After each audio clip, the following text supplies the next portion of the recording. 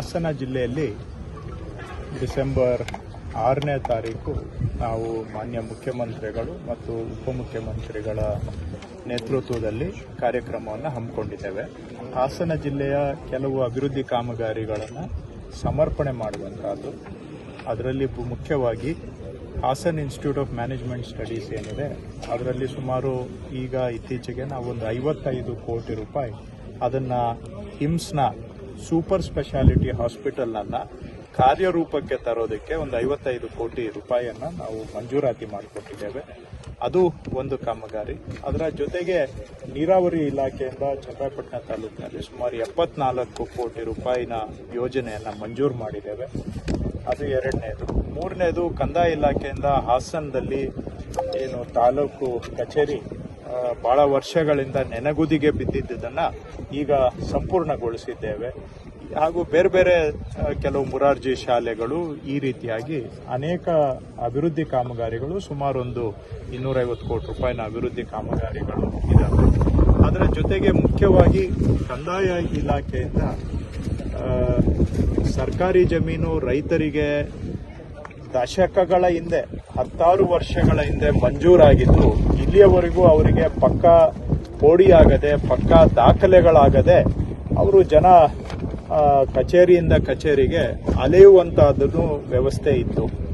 ಇದಕ್ಕೆ ಸಂಪೂರ್ಣ ವಿರಾಮ ಆಡಿ ಜನಗಳ ಮನೆ ಬಾಗಿಲಿಗೆ ಕಂದಾಯ ಇಲಾಖೆ ಹೋಗಿ ಅವರಿಗೆ ಪಕ್ಕಾ ಪೋಡಿಯನ್ನ ಮಾಡಿಕೊಟ್ಟು ಅವರ ಜಮೀನಿನ ಮಾಲೀಕತ್ವಕ್ಕೆ ಒಂದು ಗ್ಯಾರಂಟಿ ಕೊಡಬೇಕು ಅಂತ ಹೇಳಿ ರಾಜ್ಯಾದ್ಯಂತ ಅಭಿಯಾನವನ್ನ ನಡೆಸ್ತಾ ಇದ್ದೇವೆ. ಅದನ್ನ ಹಾಸನದಲ್ಲೂ ನಡೆಸ್ತಾ ಇದ್ದೇವೆ. ಹಿಂದಿನ ಸರ್ಕಾರದ 5 ವರ್ಷದಲ್ಲಿ ಇಡೀ ರಾಜ್ಯದಲ್ಲಿ ಕೇವಲ 8,000 ಮಾತ್ರ ಪೋಡಿ ಪ್ರಕರಣಗಳನ್ನು ದುರಸ್ತಿ ಮಾಡಲಾಗಿತ್ತು. ನಮ್ಮ ಸರ್ಕಾರ ಈ ವರ್ಷ 2025 ಜನವರಿಯಿಂದ ರಾಜ್ಯಾದ್ಯಂತ ನನ್ನ ಭೂಮಿ ಅಂತೇಳಿ ಪೋಡಿ ಮಾಡಿಕೊಡ್ತಕ್ಕಂತಹ ಅಭಿಯಾನವನ್ನು ಆರಂಭ ಮಾಡಿ ನವೆಂಬರ್ವರೆಗೆ ಸುಮಾರು 1,50,000 ಮಂಜೂರಿದಾರ ರೈತರಿಗೆ ನಾವು ಪೋಡಿಯನ್ನ ಮಾಡಿಕೊಟ್ಟಿದ್ದೇವೆ. ಅವರಿಗೆ ಹಿಂದೆ ಸರ್ಕಾರದ ಜಮೀನು ಮಂಜೂರಾಗಿದ್ದಕ್ಕೆ ಪಕ್ಕಾ ಪೋಡಿಯನ್ನ ಮಾಡಿಕೊಟ್ಟಿದ್ದೇವೆ. 1,50,000 ಗುರಿಯನ್ನ ಮುಟ್ಟಿದ್ದೇವೆ ಜನವರಿಯಿಂದ ನವೆಂಬರ್ ನಡುವೆ. ಇದಕ್ಕೆ ಈ ಹಿಂದೆ ಹೋದ ಸರ್ಕಾರದಲ್ಲಿ 5 ವರ್ಷ ತಗೊಂಡ್ರೆ 8,000 ಆಗಿತ್ತು. ನಾವು ಜನವರಿಯಿಂದ ನವೆಂಬರ್ 11 ತಿಂಗಳಲ್ಲಿ 1,50,000 ಕೇಸನ್ನ ಅಳತೆ ಮಾಡಿದ್ದೇವೆ. ಅದೇ ಹಾಸನ ಜಿಲ್ಲೆಯಲ್ಲಿ ನಾವು ಈಗಾಗಲೇ ಸುಮಾರು 15,000 ಜಮೀನುಗಳನ್ನು ಅಳತೆ ಮಾಡಿದ್ದೇವೆ. ಒಟ್ಟು ಈಗ ಹಾಸನ ಜಿಲ್ಲೆಯಲ್ಲಿ ಸುಮಾರು ಒಂದು 24,000 ಮಂಜೂರಿದಾರ ರೈತರಿಗೆ ಪೋಡಿ ಮಾಡತಕ್ಕಂತಹ ಕಾರ್ಯಕ್ರಮವನ್ನು ಕೈಗೆತ್ತಿಕೊಂಡು ಅದರಲ್ಲಿ 15,000 ರೈತರದ್ದನ್ನ ಈಗಾಗಲೇ ಅಳತೆಗೆ ನಾವು ಮಾಡಿದ್ದೇವೆ. ಸೊ ಹಾಸನ ಜಿಲ್ಲೆಯಲ್ಲಿ 15,000 ಆಗಿದೆ ಅಳತೆ, ರಾಜ್ಯದಲ್ಲಿ 1,50,000 ಅಳತೆ ಆಗಿದೆ. ಸೊ ಇವುಗಳನ್ನ ಜನಗಳಿಗೆ ಸಮರ್ಪಣೆ ಮಾಡುವ ಉದ್ದೇಶದಿಂದ ಈ ಕಾರ್ಯಕ್ರಮವನ್ನು ಇಟ್ಕೊಂಡಿದ್ದೇವೆ. ನೀವು ಹಾಸನ ಜಿಲ್ಲೆಯದ್ದೇ ಹೋಲಿಕೆ ಮಾಡೋದಾದ್ರೆ ಕಳೆದ 14 ವರ್ಷ ತಗೊಂಡ್ರು ಕೂಡ ಕಳೆದ 14 ವರ್ಷದಲ್ಲಿ ಹಾಸನದಲ್ಲಿ ಪೋಡಿ ಆಗಿದ್ದು 2,444 ರೈತರದ್ದು. 14 ವರ್ಷದಲ್ಲಿ ಹಾಸನ ಜಿಲ್ಲೆಯಲ್ಲಿ ಪೋಡಿ ಆಗಿದ್ದು 2,444. ಇವೆಲ್ಲ ರೈತರಿಗೆ ಮಂಜೂರಾಗಿದ್ದು ಯಾವಾಗ ಅಂದ್ರೆ 1960ನೇ ಇಸ್ವಿ, 70, 80, 90, 2000 ಇಸ್ವಿಯಲ್ಲಿ ಮಂಜೂರಾಗಿದ್ದಂತಹ ಜಮೀನುಗಳು ಇಲ್ಲಿವರೆಗೂ ಕೂಡ ಪೋಡಿ ಆಗದೆ ಜನ ಮನೆಯಿಂದ ಕಚೇರಿಯಿಂದ ಕಚೇರಿಗೆ ಅಲಿಯುವಂತಹ ಪರಿಸ್ಥಿತಿ ಇತ್ತು. ಅದಕ್ಕೆ ವಿರಾಮ ಕೊಡೋ ಉದ್ದೇಶದಿಂದ ನಾವು ಈ ಪೋಡಿ ಅಭಿಯಾನ ಆರಂಭ ಮಾಡಿದ್ದೇವೆ. 14 ವರ್ಷದಲ್ಲಿ 2,444 ಆದ್ರೆ ನಾವು ಈ ಒಂದು ವರ್ಷದಲ್ಲಿ 15,000 ಜಮೀನುಗಳನ್ನ ಈಗ ಅಳತೆ ಮಾಡಿದ್ದೇವೆ. ಇನ್ನೂ 10,000 ಜಮೀನನ್ನ ಇನ್ನೊಂದು 2 ತಿಂಗಳಲ್ಲಿ ಅಳತೆ ಮಾಡಿಕೊಡ್ತೇವೆ. ಸೊ ಇದನ್ನ ಸಮರ್ಪಣೆ ಮಾಡಬೇಕು ಅನ್ನೋ ಉದ್ದೇಶದಿಂದ ಈ ಕಾರ್ಯಕ್ರಮವನ್ನ ನಾವು ಹಮ್ಮಿಕೊಂಡಿದ್ದೇವೆ. ಸರ್ಕಾರ ಜನಪರವಾಗಿ ಮಾಡಿರುವಂತಹ ಕೆಲಸ ಒಂದು ಪ್ರಜಾಪ್ರಭುತ್ವದ ವ್ಯವಸ್ಥೆಯಲ್ಲಿ ಜನಗಳಿಗೆ ಸಮರ್ಪಣೆ ಮಾಡುವಂತಹದ್ದು ಕೂಡ ನಿಮ್ಮ ಸರ್ಕಾರ ಕೆಲಸ ಮಾಡ್ತಾ ಇದೆ.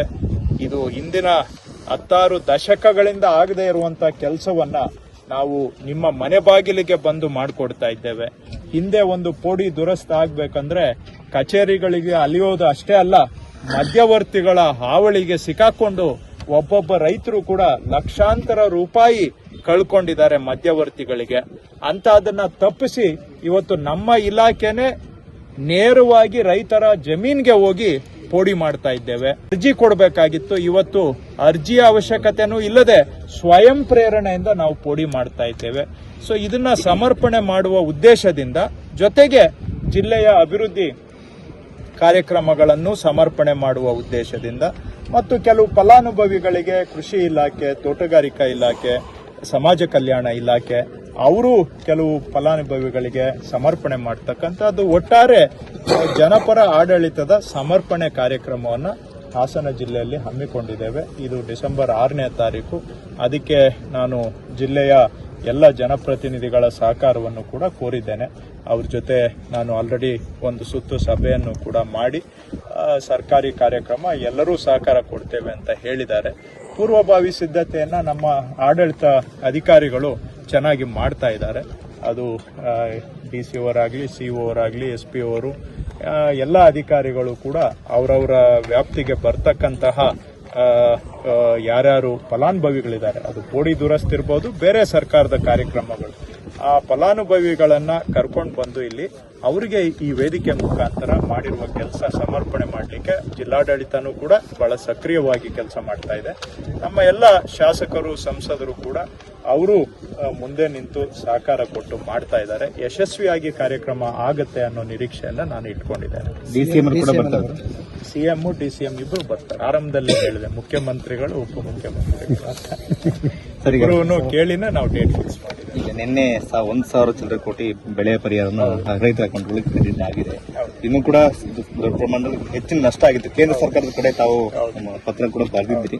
ಇವತ್ತು ಪ್ರಧಾನಿಗಳು ರಾಜ್ಯಕ್ಕೆ ಬಂದಿದ್ದಾರೆ, ಏನ್ ಎಕ್ಸ್ಪೆಕ್ಟೇಷನ್ ಇಟ್ಕೊಂಡಿದ್ದೀರಿ ಸರ್?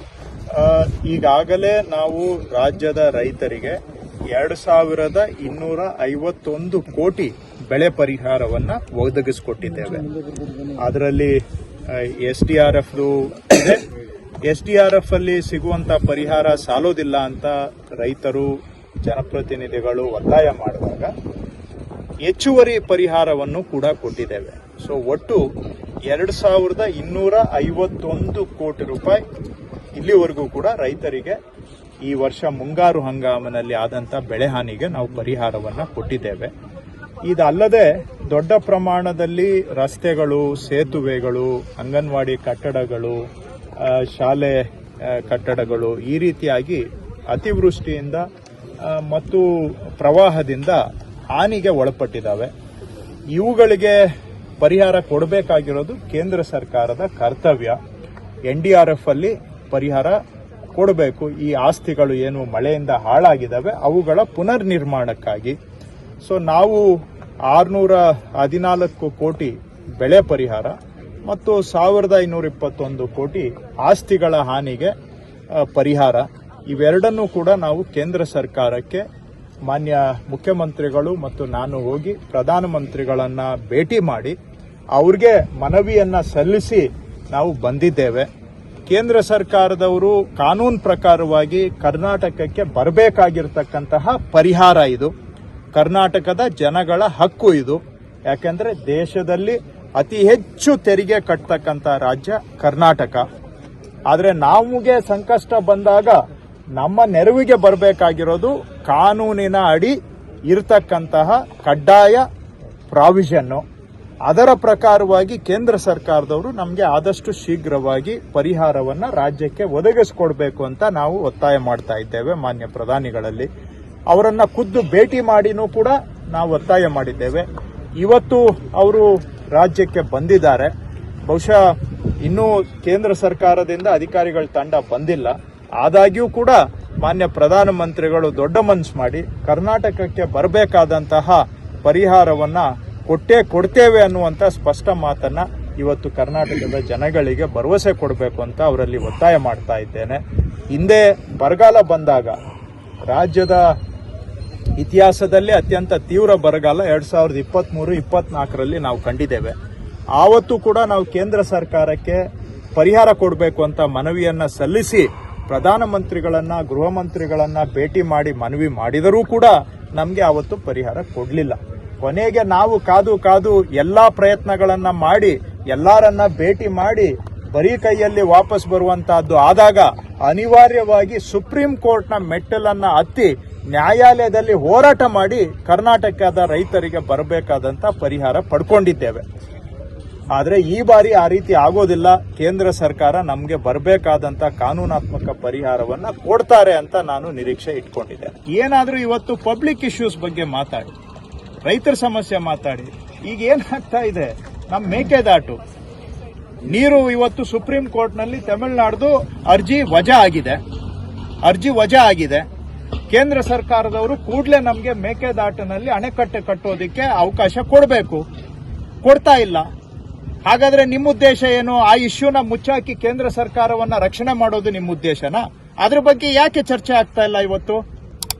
ಯಾಕೆ ಕೇಂದ್ರ ಸರ್ಕಾರದವರು ಮೇಕೆದಾಟು ವಿಷಯದಲ್ಲಿ ಕರ್ನಾಟಕಕ್ಕೆ ಅನ್ಯಾಯ ಮಾಡ್ತಾ ಇದ್ದಾರೆ? ಇದ್ರ ಬಗ್ಗೆ ಯಾಕೆ ಚರ್ಚೆ ಆಗ್ತಾ ಇಲ್ಲ? ಮಹದಾಯಿಗೆ ನಾವು ಅಲ್ಲಿ ನೀರನ್ನ ಎತ್ತುವಳಿ ಮಾಡೋದಕ್ಕೆ ಅರ್ಜಿ ಕೊಟ್ಟಿದ್ದು 2019ರಲ್ಲಿ ಅರ್ಜಿ ಕೊಟ್ಟಿದ್ದೇವೆ. 2019 ನ್ಯಾಯಾಲಯದಲ್ಲಿ ತೀರ್ಪು ಬಂದಿದೆ. ಬರೀ ಒಂದು ಎನ್ವೈರನ್ಮೆಂಟಲ್ ಕ್ಲಿಯರೆನ್ಸ್ಗೋಸ್ಕರ ಕೇಂದ್ರ ಸರ್ಕಾರದವರು 2019ರಿಂದ ಇವತ್ತವರೆಗೂ ಪೆಂಡಿಂಗ್ ಇಟ್ಕೊಂಡು ಕರ್ನಾಟಕಕ್ಕೆ ಅನ್ಯಾಯ ಮಾಡ್ತಾ ಇದ್ದಾರೆ. ಇದ್ರ ಬಗ್ಗೆ ಯಾಕೆ ಚರ್ಚೆ ಮಾಡೋದಿಲ್ಲ ಮಾಧ್ಯಮದಲ್ಲಿ? ಇದು ರಾಜ್ಯದ ಅನ್ನದ ವಿಷಯ ಹೌದಾ ಇಲ್ವಾ? ಜನಗಳ ಜೀವನದ ವಿಷಯ ಹೌದಾ ಇಲ್ವಾ? ಇದು ಯಾಕೆ ಚರ್ಚೆ ಮಾಡೋದಿಲ್ಲ? ಅದೇ ನಮ್ಗೆ ಅಪ್ಪರ್ ಭದ್ರಾ ಯೋಜನೆಗೆ ಸೆಂಟ್ರಲ್ ಗವರ್ಮೆಂಟ್ 5,300 ಕೋಟಿ ಕೊಡಬೇಕು. ಬಜೆಟ್ ಅಲ್ಲಿ ಅನೌನ್ಸ್ ಮಾಡಿದ್ದಾರೆ. ಪಾರ್ಲಿಮೆಂಟ್ ಅಲ್ಲಿ ಬಜೆಟ್ ಪಾಸ್ ಆಗಿದೆ. 5,300 ಕೋಟಿಯಲ್ಲಿ 53 ಪೈಸಾ ಬಂದಿಲ್ಲ ರಾಜ್ಯಕ್ಕೆ. ಇದ್ರ ಬಗ್ಗೆ ಯಾಕೆ ಚರ್ಚೆ ಆಗೋದಿಲ್ಲ? ಈ ತರದ್ದು ನಮ್ಮ ರಾಜ್ಯದ ಹೊಟ್ಟೆಪಾಡಿನ ವಿಷಯಗಳನ್ನ ಚರ್ಚೆ ಮಾಡೋದು ಬಿಟ್ಟು ಕೇಂದ್ರ ಸರ್ಕಾರ ವ್ಯವಸ್ಥಿತವಾಗಿ ಕರ್ನಾಟಕವನ್ನ ತುಳಿತಾ ಇದೆ, ಅನ್ಯಾಯ ಮಾಡ್ತಾ ಇದೆ. ಇದನ್ನ ಎಲ್ಲೋ ಒಂದು ಕಡೆ ಬಚ್ಚಿಡೋದಕ್ಕೋಸ್ಕರ ಇಶ್ಯೂಗಳನ್ನ ಡೈವರ್ಟ್ ಮಾಡಿ, ಜನಗಳ ಅಟೆನ್ಷನ್ ಅನ್ನ ಡೈವರ್ಟ್ ಮಾಡಿ, ನಿಜವಾದಂತಹ ಹೊಟ್ಟೆಪಾಡಿನ ವಿಷಯಗಳನ್ನ ಅವಾಯ್ಡ್ ಮಾಡೋದಕ್ಕೋಸ್ಕರ ಈ ಚರ್ಚೆಗಳು ಆಗ್ತಾ ಇದೆಯಾ? ಇವತ್ತು ಮೆಕ್ಕೆಜೋಳ ಬೆಲೆ ಕುಸಿದಿದೆ. ಕೇಂದ್ರ ಸರ್ಕಾರದವರು MSP ಘೋಷಣೆ ಮಾಡಿದ್ದಾರೆ. ಯಾಕೆ MSP ಪ್ರಕಾರ ಪ್ರೊಕ್ಯೂರ್ಮೆಂಟ್ಗೆ ಪರ್ಮಿಷನ್ ಕೊಡ್ತಾ ಇಲ್ಲ? ಯಾಕೆ ಕೊಡ್ತಾ ಇಲ್ಲ? ಕರ್ನಾಟಕಕ್ಕೆ ಬರ್ತಾರೆ, 101 ಸುಳ್ಳು ಹೇಳ್ಬಿಟ್ಟು ಹೋಗ್ತಾರೆ. MSP ಘೋಷಣೆ ಮಾಡಿರೋದು ಯಾರು? ಮೆಕ್ಕೆಜೋಳಕ್ಕೆ. ಸೆಂಟ್ರಲ್ ಗವರ್ಮೆಂಟ್ MSP ಘೋಷಣೆ ಮಾಡಿದ್ದಾರೆ.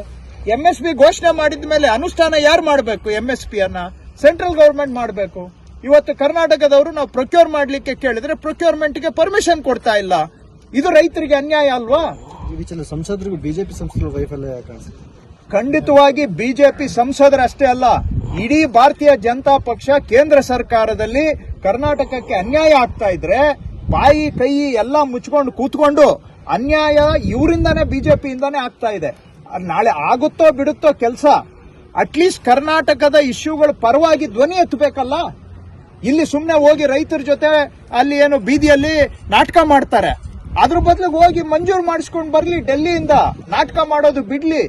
ಜೀವನ ಬರೀ ನಾಟಕ ಮಾಡ್ಕೊಂಡೆ ಕಾಲ ಕಳಿಯಕ್ಕಾಗಲ್ಲ. ಜನಗಳ ನಿಜವಾದ ಇಶ್ಯೂನು ಸಾಲ್ವ್ ಮಾಡ್ಲಿ. ಅದನ್ನ ಮಾಡೋದ್ ಬಿಟ್ಟು ಇಷ್ಟೆಲ್ಲ ಅನ್ಯಾಯ ಆಗ್ತಾ ಇದ್ರೆ ಈ ವಿಷಯಗಳ ಬಗ್ಗೆನೂ ಚರ್ಚೆ ಮಾಡಿ. ನಿಮ್ಗೆ ಬೇರೆ ವಿಷಯ ಆಸಕ್ತಿ ಇದೆ, ಅದನ್ನ ಚರ್ಚೆ ಮಾಡಿ, ಅದನ್ನ ಬೇಡ ಅಂತ ನಾನು ಹೇಳ್ತಾ ಇಲ್ಲ. ಆದ್ರೆ ಈ ವಿಷಯಗಳು ಯಾಕೆ ಚರ್ಚೆ ಆಗೋದಿಲ್ಲ?